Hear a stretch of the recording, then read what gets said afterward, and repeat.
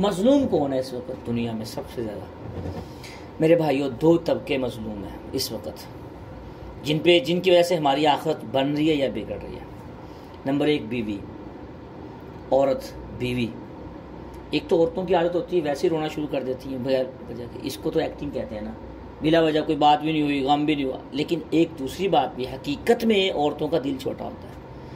ہر گھر میں ماں کی باتوں میں آگے بیوی کو مار دیا، بھائی کی باتوں میں آگے بیوی کو مار دیا، باپ کی باتوں میں آگے بیوی پہ غصہ نکال دیا، باہر کا غصہ وہ بھی بیوی پہ، اندر کا غصہ وہ بھی بیوی پہ، گھر کا غصہ وہ بھی، باہر کا غصہ وہ بھی، ہر چیز میں بیوی کو ہی پتہ ہے۔ اس نے اگر کوئی آگے کسی کو شکایت لگائی تو طلاق کی دھمکی دے دیں گے۔ تو پھر ہمارے پاکستان میں یہ بھی ہے کہ جس عورت کو طلاق ہوگی بیچاری کو، اس کو کوئی آگے شادی بھی نہیں اس کے ساتھ کرتا، وہ سارے زندگی زنا کاریاں اور نئے نئے راستے کھل جاتے ہیں۔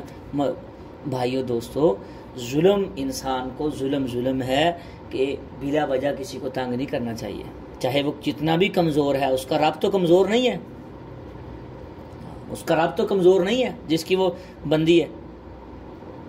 یہ میں شہری علاقے کی بات نہیں کر رہا، یہاں تو بہت زیادہ مصروف لائف ہوتی ہے، یہ میں ہر علاقے کی بات کر رہا ہوں، دیہاتی علاقوں کی بھی، جو بلیک ورلڈ علاقے ہیں، کمزور علاقے ہیں، ان کی بھی بات کر رہا ہوں۔ ہر کام کرواتے ہیں عورتوں سے۔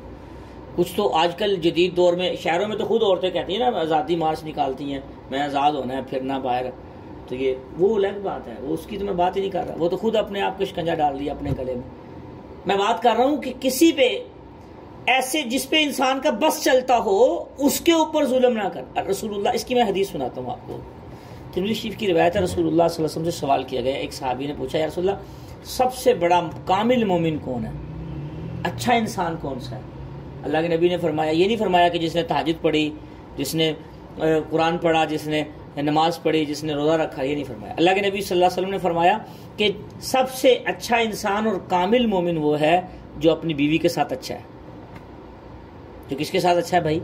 بیوی کے ساتھ اچھا ہے۔ یہ نمبر دو، جو مظلوم طبقہ ہے وہ مزدور ہیں، چھوٹے چھوٹے جو دکانوں پہ رکھے ہوتے ہیں مزدور، ان کو تھوڑے پیسوں کے بدلے بیان نے زیادہ دے دیے، ایڈوانس میں زیادہ پیسے دے دیے، اب ان سے کام لیتے جا رہے ہیں، زندگی ان کی خریدی ہوئی ہے ساری، وہ بیچارے دکان پہ ہی جوان ہوتے ہیں، ان کو آنکھیں بھی دکھا رہے ہیں، اپنے غصے بھی نکال رہے ہیں، الفاظ بھی کس رہے ہیں، اور سارا نقصان کا غصہ بھی اس پہ نکل رہا ہے، سارے خوشیاں بھی اسی پہ نکال رہے ہیں، غمیاں بھی اسی پہ نکال رہے ہیں۔ یہاں میں ایک اور بات کر دوں، گھر میں جو نوکرانیاں رکھی ہوتی ہیں، نوکر رکھے ہوتے ہیں، تو اسی طریقے سے یا جو کیا کہتے ہیں، حضرت انس رضی اللہ تعالیٰ عنہ کی پہلے روایت سنیں، رسول اللہ صلی اللہ علیہ وسلم نے فرمایا، حضرت انس رضی اللہ تعالیٰ عنہ فرماتے ہیں، بخاری شریف کی روایت ہے، میں نے 10 سال رسول اللہ صلی اللہ علیہ وسلم کی خدمت کی ہے، میں نے آپ صلی اللہ علیہ وسلم مجھے ایک دفعہ بھی نہیں ڈانٹا۔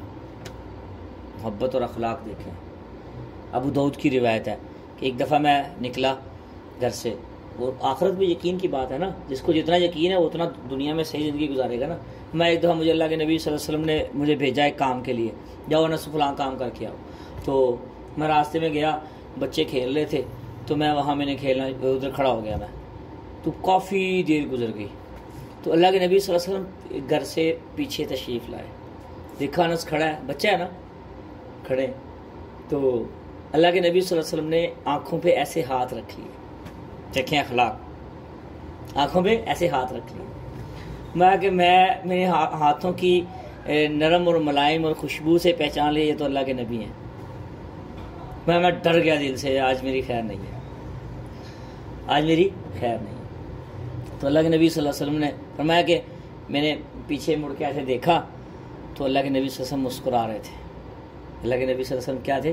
مسکرا رہے تھے۔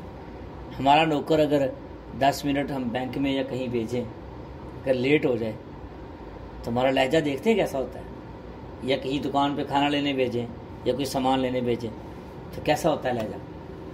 تو اس لہجے کا حساب دے لیں گے اللہ کو، اس کا بھی تو رب ہے، وہ بھی تو کسی کا بندہ ہے۔ تو اپنے دعوے کرنا اور بات ہوتی ہے، جن کو آخرت پہ یقین ہوتا ہے نا، وہ خوشی میں بھی اللہ کو سامنے رکھتے ہیں، آخرت کو سامنے رکھتے ہیں، اور غمی میں بھی، تنہائی میں بھی، مجلس میں بھی۔ یہ خلاصہ ساری بات، بالآخرت ہم یوقنون کا مطلب یہ ہے۔